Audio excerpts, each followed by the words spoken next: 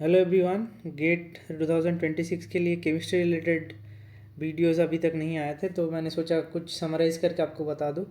Saturday exam है, अब बहुत ज़्यादा कुछ करना नहीं है, आपको रिवाइज़ करके जाना है जो जो पॉइंट्स मैं बता रहा हूँ। Atomic structure, chemical kinetics, electrochemistry, जो सारे चैप्टर्स हैं इसके फॉर्मूले में आपको इस वीडियो के नीचे आपका PDF मिल जाएगा सारे। आप उसको क्रॉस चेक कीजिए, इन द सेंस आपने जो पढ़ा है और मैं जो पॉइंट्स बता रहा हूँ एक बार ध्यान दीजिए। क्वेश्चन डिफ़िकल्ट नहीं आता, पहले भी मैं बहुत बार बता चुका हूँ। अगर आपको पता है concept in the sense formula में आपको दिख रहा है, फार्मूला बेस्ड बहुत सारे क्वेश्चन आपको दिखेंगे, जैसे एटॉमिक स्ट्रक्चर हो गया, जैसे इलेक्ट्रोकेमिस्ट्री का हर एक साल क्वेश्चन पूछा जाता है। तो मैंने प्रीवियस ईयर बेस्ड एनालिसिस जो किया है इन द सेंस 2024 और 2025 को भी इंक्लूड किया मैंने। अब ये पहला जो टॉपिक है that is atomic structure and periodicity. अब एटॉमिक स्ट्रक्चर एंड पीरियोडिसिटी में आपको ये ध्यान रखना है कि जो आपका पीरियोडिक एलिमेंट्स हैं उसका भी एक दो सवाल आपको मिल जाता है जनरली। जैसे 2025 में जो numerical aptitude type of question पूछा गया था, नेट टाइप एक क्वेश्चन एक्सपेक्ट कर सकते हैं, वो ये पार्टिकल ड्यूअलिटी सब का कॉन्सेप्ट आपको आराम से इस PDF में मिल जाएगा जो मैं आपको दिखा रहा हूँ। तो मैं जो कह रहा था वो है कि आप रिपीटेशन देखिए। इन लोगों का जो फेवरेट एरिया है, एक है पहला है फोटो इलेक्ट्रिक इफेक्ट से क्वेश्चन बहुत सालों से नहीं पूछा गया है, 2022 में लास्ट क्वेश्चन पूछा गया था। बहुत फंडामेंटल है, फार्मूला बेस्ड। आप अगर 2022 का ही क्वेश्चन देखेंगे आपको आइडिया लग जाएगा। एटलीस्ट आप ये 7-8 सवाल एक चैप्टर का अगर कर लेंगे तो आपको आइडिया लग जाएगा, क्योंकि कंसेप्ट इधर उधर आप देखेंगे मोर और लेस कॉन्स्टेंटली रिपीट हो रहा है, तो आपको ज़्यादा परेशान होने की ज़रूरत नहीं है। दूसरा है क्वांटम नंबर। मैंने यहाँ पे और एक पॉइंट मेंशन किया है, जितने भी फार्मूलाज हैं इस सीट में एक बार मैं आपको दिखा देता हूँ। पीरियोडिसिटी में ionization energy, electron affinity and electronegativity, last ये सारे वीडियोस में मैंने बताया है। तो आपको क्या करना है, ध्यान रखना है ये जो फार्मूला जो मैं बता रहा हूँ, जैसे ये बोर रेडियस 0.529 n²/z कभी पूछा नहीं गया, पूछा जा सकता है। Energy of the moving electron उस चार्ट में आपको दिखेगा 2000, जैसे energy of the moving electron 2021 में पूछा है, तो हाई प्रोबेबिलिटी इस तरह का क्वेश्चन पूछेगा -13.6 z²/n²। थर्ड एक्साइटेड स्टेट अगर पूछा गया 3 बताएंगे आप, n=3। अगर उसी रिलेटेड एटॉमिक वेट चेंज हो जाए हाइड्रोजन और हाइड्रोजन लाइक एटम के लिए, तो ये आपका रेशियो भी ध्यान रख सकते हैं, potential energy, kinetic energy and total energy. और दूसरा सबसे और एक फेवरेट ये वाला भी पूछा जा सकता है। अब जंप हो रहा है एक, जैसे एटॉमिक नंबर ये है, हाइड्रोजन एटम के लिए Z1 होता है, तो ट्रांजिशन अगर N1 to N2 कहीं कहीं से भी होता है, high to low, low to high energy चाहिए, और जब हायर टू लो आएगा तो एनर्जी रेडिएट होगा। Photo electric effect, work function, kinetic energy H=, ये जो आपका वर्क फंक्शन, और kinetic energy max that is ½ mv²। और उसके साथ साथ इसी रिलेटेड क्वेश्चन 2024 में इस जो लास्ट वीडियोस हैं मैंने उसमें डिस्कस किया है, तो इसमें मैं डिस्कस नहीं कर रहा हूँ। डी ब्रॉगली रिलेशन λ=h/mv, इसी को अल्टरनेट फॉर्म में हम λ=h/2 MEV mega electron volt में एक्सप्रेस करते हैं। Heisenberg uncertainty, position and velocity के लिए Δx Δv, momentum energy Δx mv, इसी को आप लिख के Δxp mv, इसको आप थोड़ा सब्स्टिट्यूट करके इन the sense energy and time का इक्वेशन जो है that is Δ=Δt, position and velocity का ये रहा Δx ×Δv। और दूसरा सबसे important, radial node, angular node, total node. Radial node अगर आपको प्रिंसिपल क्वांटम नंबर पता है, एजीमुथल क्वांटम नंबर पता है, so that n-l-1 is radial node, angular node is l, total node n-1, इस दोनों को जोड़ेंगे तो टोटल नोड n-1 आएगा।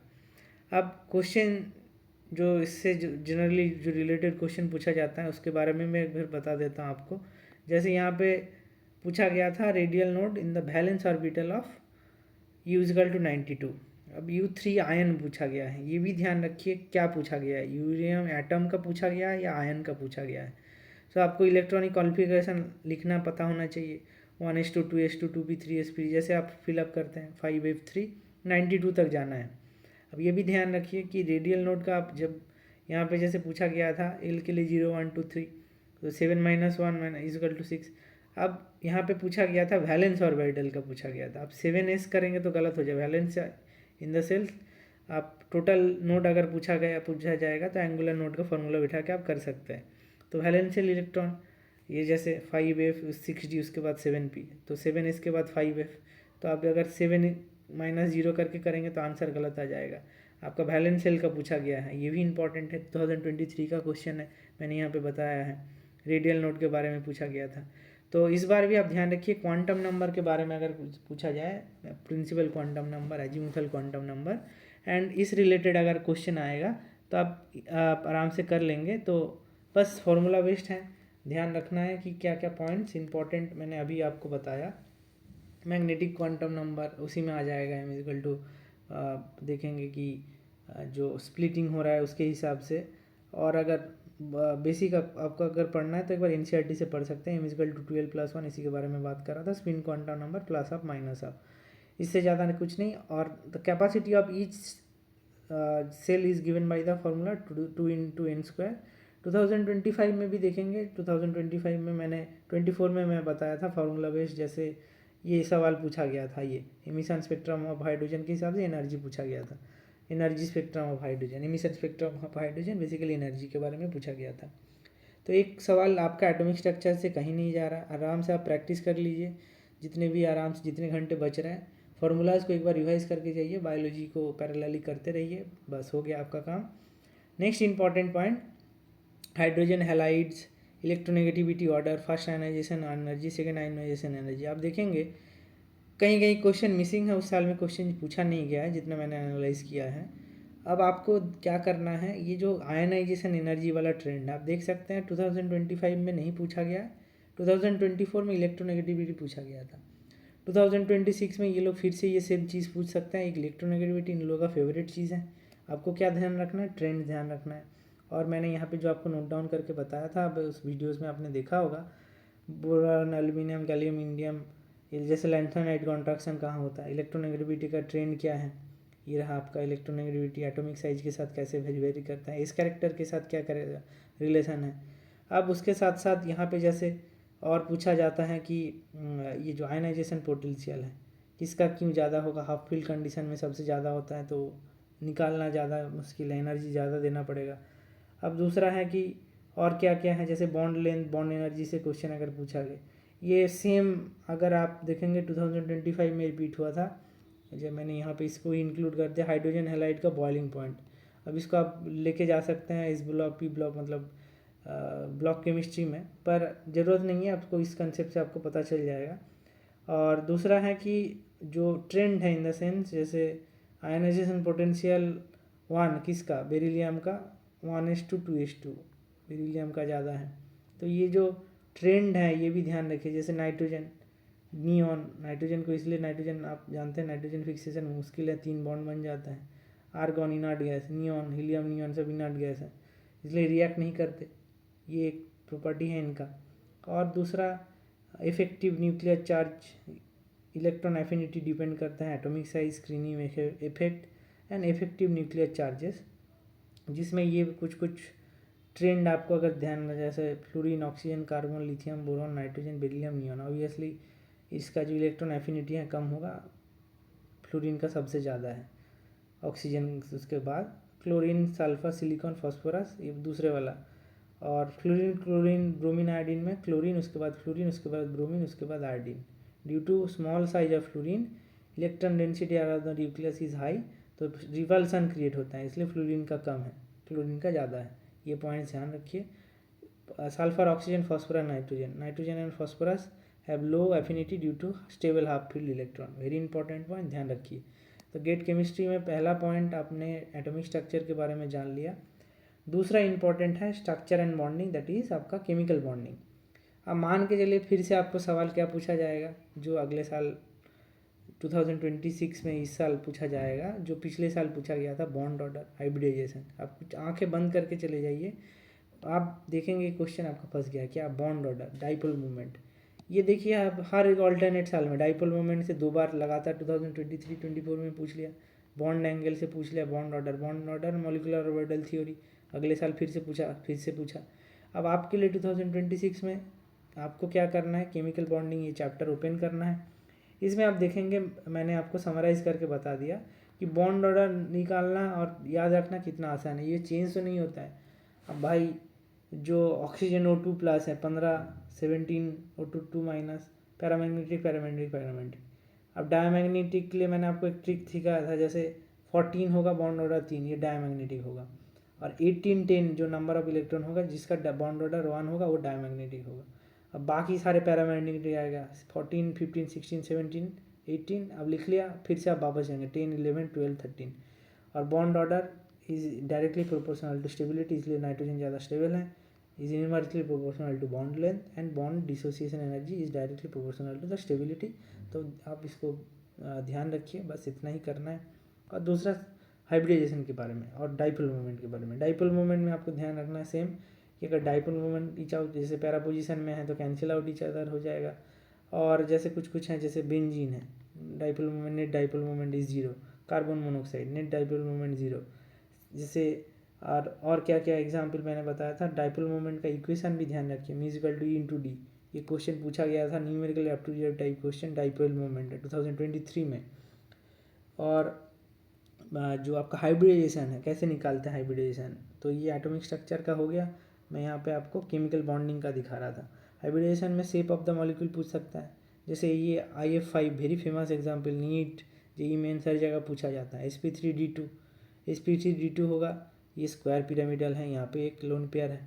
ऑक्टाहेड्रल SF6 निकालना भी आसान है, 6 + 6/2 sp3d2 ऑक्टाहेड्रल कॉम्प्लेक्स बनेगा। ICl2- लीनियर स्ट्रक्चर बनता है। अच्छा, और क्या क्या ध्यान रखना है आपको, बॉन्ड एंगल आप सभी को पता है, और बस इतना ही। बस मॉलिक्यूलर ऑर्बिटल थ्योरी में आपको पैरामैग्नेटिक पूछ लेगा। देखिए आप रिपीटेशन देखिए, ये जैसे ये बॉन्ड ऑर्डर रिलेटेड जो क्वेश्चन पूछा गया था, ये 2020 का सवाल है। उसके बाद 20 के 2 मार्क्स का ये रहा एक सवाल है। 2029 में भी क्वेश्चन है बॉन्ड ऑर्डर के ऊपर। तो बस बॉन्ड ऑर्डर ध्यान रखिए। डाइपोल मोमेंट का, अगर आप नेट डाइपोल मोमेंट कैलकुलेट करना चाहते हैं तो उसका फॉर्मूला μ/d बता देगा, आपको भी वैल्यू पुट करना है और आपका आंसर आ जाएगा। इसमें भी रिवीजन की ज़रूरत नहीं है। आप जैसे मैंने यहाँ पे हाईलाइट किया है 14 13 14 13, अब ये सीक्वेंस है 14 15 16 17 18, अब उसको उल्टा जाएंगे 10 11 12 13। तो इसी सीक्वेंस में आप ध्यान रखिए, याद रखने के, आपका याद भी हो जाएगा 14 15 16 17 18 10 11 12 13। ऐसे आप याद रखिए, आपका काम भी हो जाएगा और ज़्यादा स्ट्रेस भी नहीं लगेगा। तीसरा आप आइए, ये इम्पॉर्टेंट है, SP and D block element. D block element, अब SP छोड़ दीजिए, इसमें जो पॉइंट्स मैंने मेंशन किया है, ये D ब्लॉक एलिमेंट मैं शुरू कर रहा हूँ, उसके बाद SP और बाकी जो ब्लॉक केमिस्ट्री है उसके बारे में बताऊँगा। D ब्लॉक एलिमेंट इनका फेवरेट है। अब मान लीजिए कि कुछ पूछे ना पूछे, ये तो पूछा जाएगा। एक एटॉमिक स्ट्रक्चर, दूसरा हो गया वो बॉन्डिंग का बॉन्ड ऑर्डर, इनका फेवरेट है D ब्लॉक एलिमेंट। क्या क्या पूछता है ये, जैसे आपको पूछ लेगा लास्ट ईयर क्वेश्चन यहाँ पे, स्क्वायर प्लानर कॉम्प्लेक्स क्या है, पैरामैग्नेटिक कौन होगा, अनपेयर्ड इलेक्ट्रॉन आपको ढूंढना है। अब इसमें जो आपको, जैसे यहाँ पे मैंने एक चार्ट बताया, जैसे स्ट्रॉन्ग फील्ड लिगेंड के प्रेजेंस में सारे पेयर हो जाते हैं तो कोई भी अनपेयर्ड इलेक्ट्रॉन नहीं रहता, और वीक फील्ड लिगेंड के केस में आपका हाइब्रिडेशन भी चेंज हो जाता है। जैसे ये लिगेंड ऑक्टाहेड्रल कॉम्प्लेक्स है, वीक फील्ड लिगेंड के प्रेजेंस में हाइब्रिडेशन sp3d2 है, और स्ट्रॉन्ग फील्ड के केस में D2sp3 लो स्पिन कॉम्प्लेक्स हो जाएगा। और जो डायमैग्नेटिक कॉम्प्लेक्स होता है D0 और D10 डायमैग्नेटिक होता है ऑब्वियसली। स्क्वायर प्लानर निकल palladium platinum that is D8 system, और लो स्पिन कॉम्प्लेक्स D6 जैसे कोबाल्ट 3+ आयरन एंड आपका in presence of strong field ligand ये होता है लो spin complex, obviously strong field हो जाता है जनरली। और ये कुछ इंपॉर्टेंट, जैसे निकल के केस में, वीक फील्ड के केस में ये टेट्राहेड्रल होगा, और स्ट्रॉन्ग फील्ड लिगेंड के केस में DsP2 हाइब्रिडेशन हो जाएगा, एंड ये डायमैग्नेटिक हो जाएगा। अनपेयर्ड इलेक्ट्रॉन रहेगा, स्ट्रॉन्ग फील्ड अनपेयर्ड इलेक्ट्रॉन नहीं रहेगा, तो सारे पेयर अप हो जाएंगे ये साइनाइड के प्रेजेंस में। और कुछ इंपॉर्टेंट पॉइंट यहाँ पे मैंने हाईलाइट किया है, जैसे लुईस एसिडिटी ऑर्डर, ये कभी कभी पूछा जा सकता है। और एम्फोथेरिक कंपाउंड 3, ये बहुत बार पूछा गया है, banana bond 3 center 2 electron bond B2A6 diborane, ये भी इंपॉर्टेंट है एक। और बाकी मैंने कुछ रखा है, जैसे एल्यूमिनियम Al2O3 ऑक्साइड, एल्यूमिनियम का ऑक्साइड एम्फोथेरिक कंपाउंड है। सिलिकॉन डाइऑक्साइड एसिडिक है, ये hydrides less stable then alkene. और यहाँ पे जैसे नाइट्रोजन के केस में ये भी पूछा जा सकता है कि ऑक्सीडेशन स्टेट बढ़ने से एसिडिक नेचर बढ़ता है, nitric oxide is neutral in nature. उसके साथ साथ PCl5 trigonal bipyramidal, PCl5 is shows ionic nature in solid state. ये कुछ कुछ इंपॉर्टेंट कॉन्सेप्ट हैं इस ब्लॉग, आप चाहे तो याद रख सकते हैं, आप भूल जाए कोई दिक्कत नहीं, एक क्वेश्चन दो मैक्सिमम, ये आप छोड़ के मत जाइए। डी ब्लॉक एलिमेंट में जो सारे क्वेश्चन थे ये मैंने बस भी नीचे नीचे रखा भी है, आप रिपीटेशन भी देख सकते हैं। पैरामैग्नेटिक स्पीसीज़ कौन सा है, आप सिंपली डी ब्लॉक एलिमेंट के बारे में अगर थोड़ा बहुत आइडिया है तो इस क्वेश्चन को आप करके जा सकते हैं। और जैसे match the following of question पूछा जा सकता है, डायमैग्नेटिक पैरामैग्नेटिक अनप्राइड इलेक्ट्रॉन पूछा गया, musical to n/n+2 bore magneton में आपका आंसर आ जाएगा। 5.92 मतलब 5 आपका अनपेयर्ड इलेक्ट्रॉन है, तो इसको आपको करने में ज़्यादा टाइम भी नहीं लगेगा। मैच द फॉलोइंग 2023 में पूछा गया था। 24 में भी आप देख सकते हैं हाइब्रिडाइजेशन पैरामैग्नेटिक क्या है, ज्योमेट्रिकल आइसोमेरिज्म कौन कौन शो करता है, AgNO3 का प्रेसिपिटेशन, तो जिस Cl अगर बाहर रहेगा तभी होगा, Cl जिस केस में अंदर है वो नहीं होगा, तो आप पहले ऑप्शन एलिमिनेट करके कर सकते हैं। मैं एक काम करूँगा, मेरे कॉपी में जो कुछ क्वेश्चन सॉल्व किए रखा है मैं उसको अटैच कर दूँगा, आपको मदद हो जाएगा, ये पॉइंट आपको समझ में आ जाएगा। इस ब्लॉक डी ब्लॉक एलिमेंट में सबसे इंपॉर्टेंट डी ब्लॉक केमिस्ट्री है। जैसे मैंने आपको बताया 2 क्वेश्चन कहीं नहीं जा रहे, आपको आराम से आप इसको कर सकते हैं। दूसरा पॉइंट क्या ध्यान रखना है आपको, सेकेंड सेक्शन 4 में केमिकल इक्विलिब्रिया, सेम मैंने आपके लिए कर दिया है। केमिकल इक्विलिब्रिया में आपको एक बार मैं फॉर्मूला रिवाइज करा देता हूँ। हेंडरसन हेसलबर्ग इक्वेशन इसमें भी पूछा गया है, जैसे ये रहा 2029 में पूछा गया था। ये इसलिए मैं इंपॉर्टेंट बात कर रहा हूँ क्योंकि बायोकेमिस्ट्री रिलेटेड अगर पूछा नहीं गया, केमिस्ट्री में पूछा जा सकता है, क्योंकि केमिस्ट्री कंपलसरी है। और elevation of boiling point, depression of freezing point, आप क्वेश्चन देखिए रिपीटेशन इतना बार हो रहा है, आपको कुछ करना ही नहीं है, आप आराम से इस फार्मूला को आराम से पढ़ के चले जाइए। ये रहा केमिकल इक्विलिब्रियम। केमिकल इक्विलिब्रियम में वेंटॉफ फैक्टर आई ऐड हो जाता है, और दूसरा है डेल्टा टी विजिकल to K B into M, M is molarity, और ये है एबिलियोस्कोपिक कांस्टेंट बोला जाता है, जो मोलर बॉइलिंग पॉइंट और boiling point elevation constant. Simple सारे फार्मूला को एक साथ रखिए, आपका काम बन जाएगा। Depression of freezing point delta T विजिकल to K F into M, same formula के विजिकल के F into W2/1000/m2/W1। Cryoscopic constant और मोलर कांस्टेंट बोला जाता है, मोलर फ्रीजिंग पॉइंट बोला जाता है इसको। अच्छा, जो क्वेश्चन है आपको जब आपको हर जगह पे दिखेगा ये इस तरह का क्वेश्चन, ये बताओ भाई कि मोलारिटी कितना है, अगर आपका फ्रीजिंग पॉइंट इतना है, या फिर यहाँ पे बोला है हायर देन, तो मतलब elevation of the boiling point हुआ है। और क्या आप प्रीवियस एनालिसिस में और क्या आयनिक प्रोडक्ट के बारे में पूछा गया है, और सॉल्युबिलिटी प्रोडक्ट। इस बार मैं बता रहा हूँ कि एसपी के बारे में पूछा जा सकता है। Solubility product in the sense, जैसे आप मान लीजिए आयनिक प्रोडक्ट फॉस्फेरिंगली AgCl BaSO4 कैल्शियम सल्फेट, ये कॉन्सेप्ट, इसका कॉन्सेप्ट पूछा जा सकता है। जैसे बेरियम सल्फेट KSP कितना होगा कैलकुलेट कीजिए। आपको डिसोसिएट करना है S/S सॉल्युबिलिटी, आप जैसे आपका डिसोसिएशन होगा उसके हिसाब से सॉल्युबिलिटी प्रोडक्ट आएगा। ये रहा कुछ इंपॉर्टेंट पॉइंट जो मैं आपको बताना चाहता था।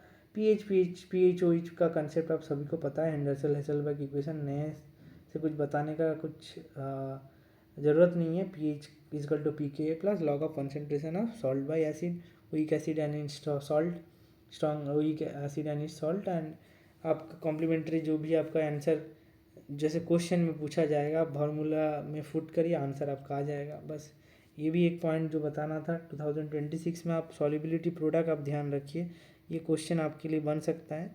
फार्मूला में वही delta T b is equal to K B into m, delta T f is equal to K into m, W2 × 1000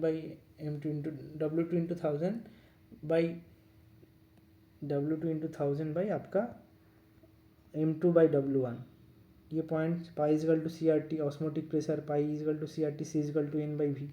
ये भी एक पेटेंटेड फार्मूला है ऑस्मोटिक प्रेशर का, पाई इजिकल टू CRT। ये भी अगर पूछेगा तो आप इसको घबराएं मत, आप ये आराम से कर सकते हैं।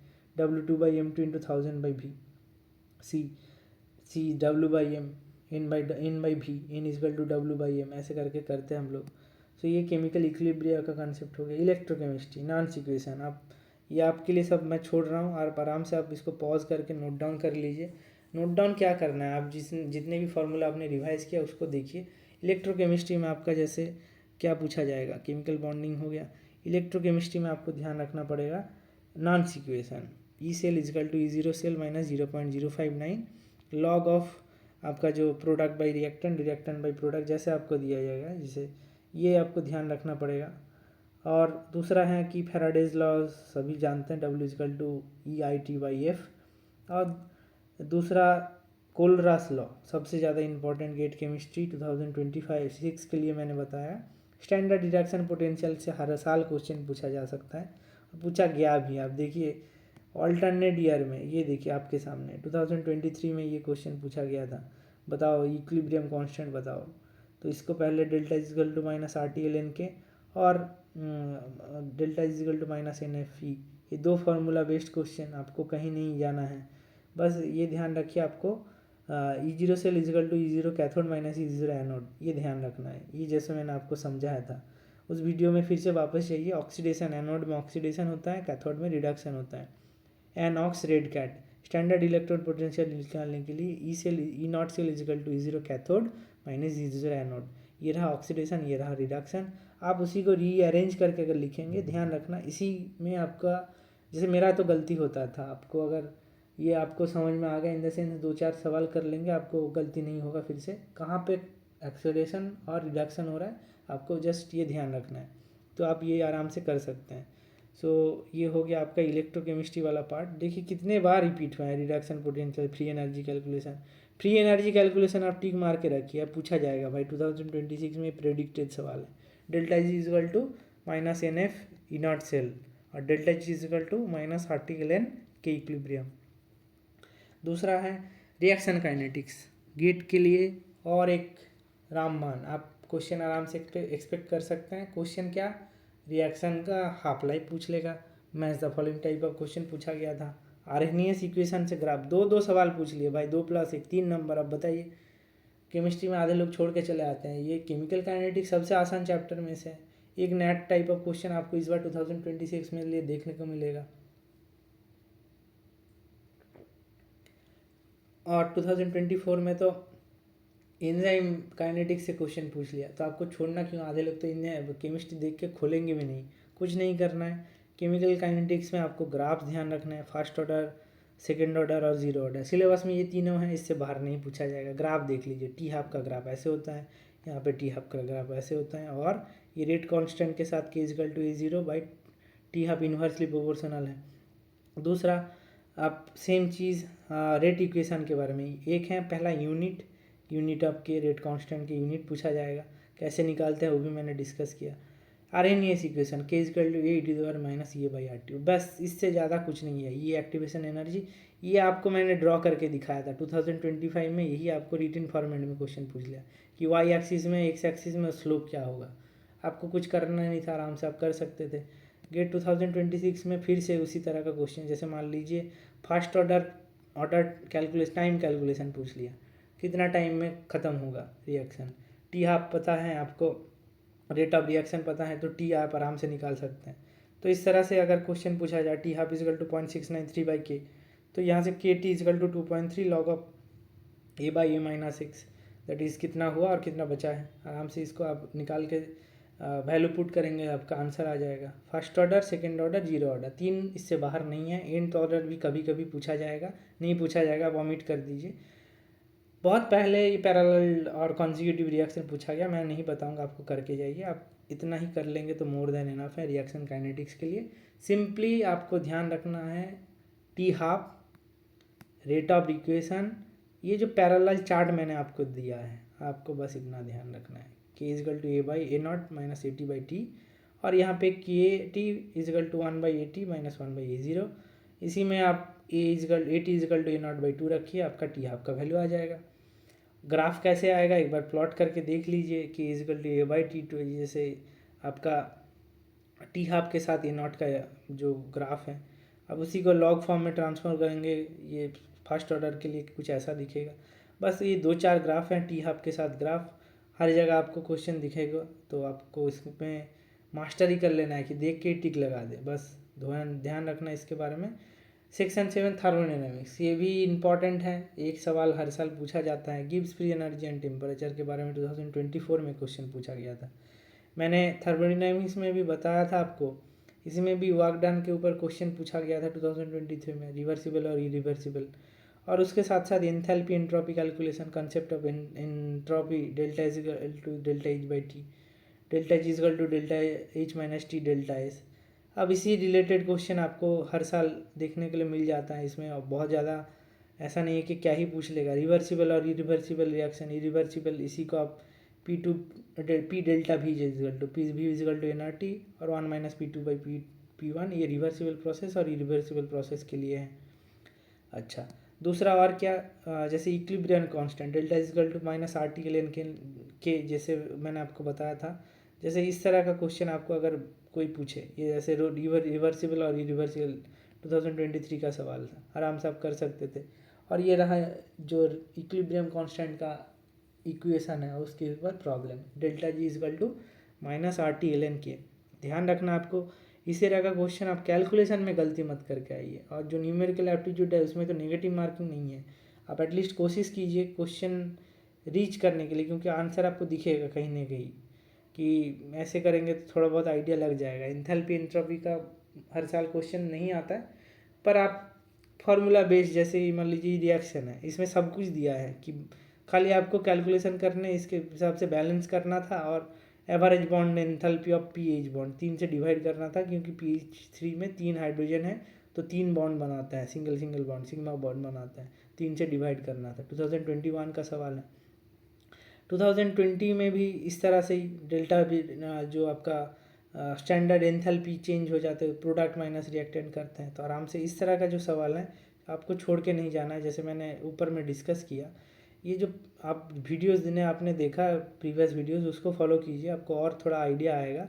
मैं कभी कोशिश करूँगा इसको और डिटेल में पढ़ाने के लिए, ये काफ़ी वास्ट चैप्टर है, इसको समराइज़ करना भी थोड़ा मुश्किल है। थर्मोकेमिस्ट्री से जनरली जैसे मैं बताता हूँ कि बॉन्ड एनर्जी के ऊपर प्रोडक्ट माइनस रिएक्टेंट, हमेशा बॉन्ड डिसोसिएशन एनर्जी, ये क्वेश्चन जनरली पूछा जाता है। और work done, path function, state function, ये तो आपको पता ही है। और दूसरा है कि ये जो एक्सटेंसिव प्रॉपर्टी, इंटेंसिव प्रॉपर्टी, बहुत सालों पहले एक क्वेश्चन पूछा था, तो पूछ सकता है, ध्यान रखिए, मैंने चार्ट बना के आपको दे दिया है। सेक्शन 8 मैं ऑर्गेनिक केमिस्ट्री को मैं बताऊंगा, आप चाहे तो ऑमिट कर सकते हैं, बहुत लोगों ने किया है, क्योंकि मुझे लगता है कि अगर आपका क्वेश्चन फेवरेबल नहीं है, गलती करने का कोई चांस नहीं रखता।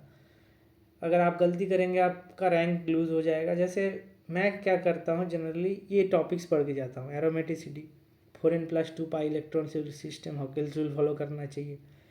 स्टीरियो केमिस्ट्री, एनान्सियोमर, डायस्टेरियोमर और ऑप्टिकली एक्टिव, ये लास्ट साल ही पूछा गया था गेट 2024 में। तो भाई 3-4 इस 2-3 सवाल इसी में से थे। 2024 में रिएक्शन काइनेटिक्स मतलब और रिएक्शन मैकेनिज्म से भी क्वेश्चन थे। सेट जे प्रोडक्ट हॉफमैन ग्रिग्नार्ड से भी एक रिएक्शन था। तो आप स्टीरियो केमिस्ट्री में आप एनान्सियोमर, डायस्टेरियोमर, ये सब थोड़ा देख के जाइए। और मैं आपको रिकमेंड करूँगा कि आपका 11-12 में जो जो आपने पढ़ा था उसी को बस फॉलो करते रहिए। और गेट के लिए मैं रिकमेंड करूँगा और एक पॉइंट, आपको अगर पता नहीं है ऑर्गेनिक केमिस्ट्री, आप उसको ज़्यादा आप मान के चलिए। ऑर्गेनिक केमिस्ट्री करने के चक्कर में पहला चीज़ अननोन रिएक्शन कुछ आ जाएगा, आप गलती मत करके आइए। आपको पता है तो कीजिए, नहीं तो मत कीजिए। न्यूमेरिकल एप्टीट्यूड टाइप तो ऑर्गेनिक में नहीं आएगा, आपको मल्टीपल जो 2 नंबर के MCQ है उसमें एक ऑर्गेनिक पूछा जाएगा, एक रिएक्शन पूछ लेगा, उसका मेजर प्रोडक्ट पूछ लेगा। सो उससे अच्छा आप फंडामेंटल ज्ञान लेके चलिए, जैसे SN1 क्या है, SN2 क्या है, पोलर प्रोटिक कंडीशन में कौन सा रिएक्शन फेवर करता है, SN1 की SN2। पोलर एप्रोटिक कंडीशन, जैसे पोलर नॉन पोलर कंडीशन में कौन सा रिएक्शन फेवर करता है, न्यूक्लियोफिलिक एरोमेटिक सब्स्टिट्यूशन रिएक्शन क्या है। बस इतना ही ध्यान रखिए, कुछ नेम रिएक्शन पढ़ने का कुछ ज़रूरत नहीं है। अगर आपको टाइम मिल रहा है, ग्रिग्नार्ड के बारे में पढ़ लीजिए, ग्रिग्नार्ड रिएक्शन कैसे होता है और क्या क्या इसका टाइप्स हैं, इलेक्ट्रोफाइल, न्यूक्लियोफाइल, ये सबको पता है। बस मैं आगे बढ़ रहा हूँ। एरोमेटिसिटी आप देख के जाइए। स्टीरियो केमिस्ट्री कभी कभी पूछा जा सकता है, बस कभी कभी नहीं, इम्पॉर्टेंट है स्टीरियो केमिस्ट्री, बस इतना ही ध्यान रखिए। नेक्स्ट सेक्शन 9 में इसमें कुछ खास बताने लायक है नहीं, और मैं बताऊंगा आपको कि 1 सवाल 2 सवाल हर साल पूछा जाता है, इससे 1 सवाल, क्योंकि ये लोग यूनिफॉर्मिटी मेंटेन करते हैं। केमिस्ट्री में सेक्शन 9 से, केमिस्ट्री ऑफ बायोमोलिक्यूल से, जैसे आपको पूछ लेगा 2023 में कि थायमीन कहाँ पे प्रेजेंट रहता है, तो इस तरह का कुछ क्वेश्चन, यूरासिल कहाँ पे प्रेजेंट रहता है। 2024 में हिस्टीडीन का स्ट्रक्चर पूछा था, ये कौन सा हिस्टीडीन मॉलिक्यूल है। तो प्रोटीन एमिनो एसिड का स्ट्रक्चर एक बार आप देख के जाइए, जो बायोकेमिस्ट्री जूलॉजी हर जगह आपको काम में आएगा। और कुछ एंजाइम काइनेटिक्स जो मैंने पहले भी डिस्कस किया, जो केमिकल काइनेटिक्स के साथ ही था, एंजाइम काइनेटिक्स आप देख के जाइए, क्योंकि एंजाइम काइनेटिक्स काफ़ी इंपॉर्टेंट है बायोकेमिस्ट्री में भी और आपका केमिस्ट्री में भी। तो सेक्शन 9 का ये पार्ट है। तो आप देख सकते हैं कि आपके पास कितने सवाल बन गए। पहला है एटॉमिक स्ट्रक्चर, पीरियोडिसिटी से आप एक क्वेश्चन आपने कर लिया, 2 नंबर का एक। स्ट्रक्चर एंड बॉन्डिंग से 2 नंबर का एक, 2 सवाल हो गया। एसपी ब्लॉक से एक, अगर डी ब्लॉक का एलिमेंट कर लेते हैं बहुत अच्छा है, तो 3 सवाल यहाँ पे बन गए। फोर्थ मैं बताऊंगा 4 नंबर ना आपका जो आएगा, दैट इज़ ये केमिकल इक्विलिब्रिया। क्वेश्चन चेंज नहीं होते हैं, आप देख सकते हैं पैटर्न, रिपीटेशन पैटर्न क्या है। 4 इलेक्ट्रोकेमिस्ट्री से फिर 2 नंबर का एक सवाल। भाई 8 से 10 नंबर आपको यहीं पे आ जाएंगे। केमिस्ट्री में आप 10 से 12 नंबर, मैक्सिमम 15 नंबर लेके आइए, और बाकी बायोलॉजी से उठा लीजिए 30-40। अभी आपको 30-30-60 लगभग 25, 30-30 मार्क्स, 30-30-60। जनरल एप्टीट्यूड से 5-6 नंबर आराम से आपको, मैं बोल रहा हूँ टॉप 100 रैंक आ जाएगा, आपको कोई नहीं रोक सकता। इलेक्ट्रोकेमिस्ट्री, उसके बाद thermodynamics, reaction kinetics that is chemical kinetics, और सबके लास्ट में अगर आपको ऑर्गेनिक नहीं आता कोई दिक्कत नहीं है, केमिस्ट्री और बायोमोलिक्यूल से 1 नंबर का एक सवाल बन जाएगा। बस ये पॉइंट्स आपको ध्यान रखने थे। और मैं कहूँगा कि ज़्यादा डेविएट करने की कोई ज़रूरत नहीं है। आपको आता है तो आप कीजिए, नहीं तो आप छोड़ दीजिए, नेगेटिव मार्किंग मत कीजिए। एटॉमिक स्ट्रक्चर फंडामेंटल चैप्टर है, क्लास 11 का चैप्टर है, तो आप इस तरह का चैप्टर मत छोड़िए जिसमें कॉम्प्लेक्सिटी नहीं है, स्ट्रेट काट टू द पॉइंट आंसर है। आप देख सकते हैं लास्ट ईयर में क्या क्या क्वेश्चन पूछा गया था, उसको प्रैक्टिस कर लीजिए, मोर देन इनफ है। एक और मैं वीडियो लाऊंगा जो आपको ध्यान रखना है गेट के रिलेटेड। और अभी आप पैरेलली बायोलॉजी को भी रिवाइज़ कीजिए, जो भी आप देना चाहते हैं उसमें एंटीबायोटिक्स का एग्जाम्पल कैसे कैसे काम करता है। और जैसे ये तो एंटीबायोटिक्स वाला हर साल पूछा जाता है, तो उसके साथ साथ आप जो रिपीटेड होते हैं कंसेप्ट, बायोकेमिस्ट्री में प्रोटीन एमिनो एसिड हर साल कुछ ना कुछ प्रॉपर्टी ये सब पूछता रहता है। केमिकल काइनेटिक्स में एंजाइम काइनेटिक्स आपने पढ़ा, एंजाइम काइनेटिक्स को रिवाइज कीजिए, इसका इनहिबिशन के बारे में पढ़ते रहिए। बस यही रिवाइज करते रहिए। और केमिस्ट्री में मैंने जो जो बोला उसको आप हाईलाइट करके एक बार फार्मूलाज को रिवाइज करके चले जाइए, जाके डायरेक्ट अप्लाई कर देंगे, आपका काम बन जाएगा। Thank you for watching this video. And मैं कोशिश करूँगा और एक वीडियो लाने के लिए, नहीं तो आप लोग बहुत अच्छे से आप एग्ज़ाम दीजिए। Best of luck. कुछ दिक्कत हो तो ज़रूर से ज़रूर पूछ लीजिए, और मैं सारे PDF अटैच कर दूँगा, कोई ज़रूरत नहीं है आपको। और आप NCERT एक बार पढ़ना चाहते हैं तो पढ़ लीजिए, काफ़ी टाइम है। और तब तक के लिए थैंक यू, धन्यवाद। अगले वीडियो में मुलाकात होगी आपके साथ।